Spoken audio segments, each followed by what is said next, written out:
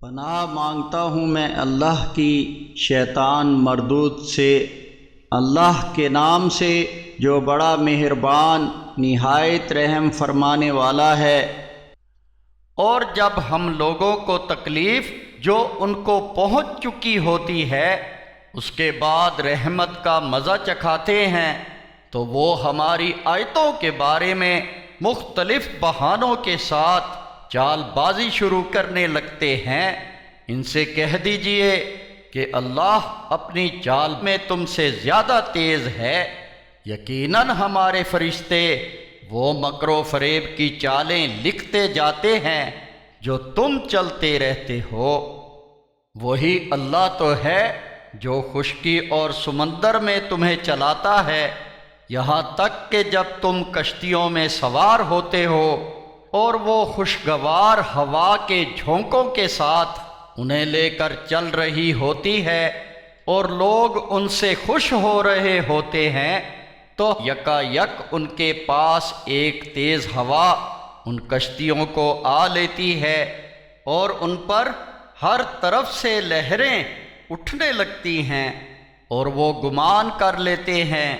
کہ اب وہ ان لہروں میں گھر گئے ہیں، تو وہ دین کو اس کے لیے خالص کر کے اللہ کو مدد کے لیے پکارنے لگتے ہیں کہ یا اللہ اگر تو ہمیں اس سے بچا لے تو ہم ضرور تیرے شکر گزار ہو جائیں گے۔ پھر جب وہ اللہ انہیں بچا لیتا ہے تو پھر زمین میں ناحق سرکشی کرنے لگتے ہیں۔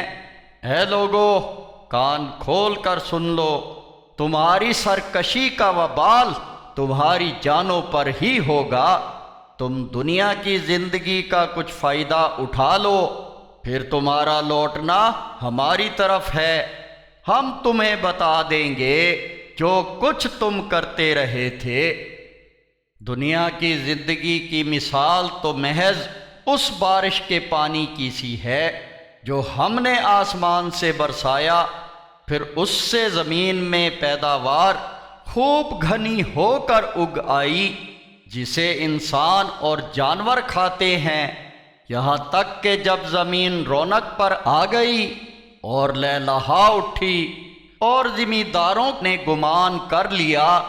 کہ اب معاملہ ہمارے قابو میں ہے، تو رات کو یا دن کے وقت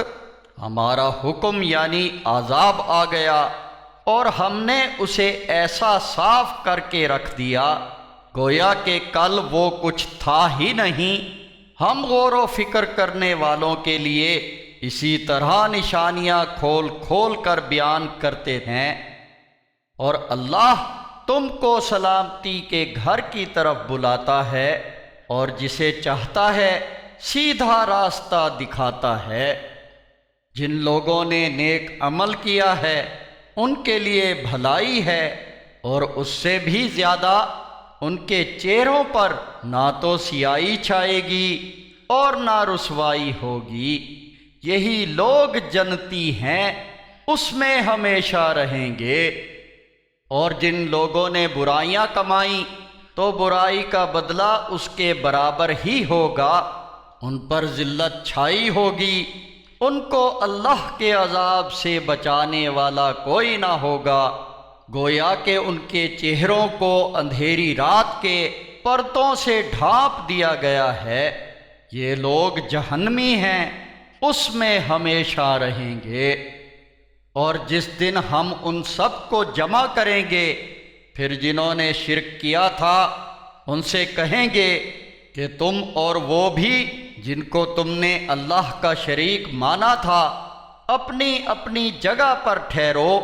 پھر ہم ان میں تفریق یعنی دو گروہ کر دیں گے،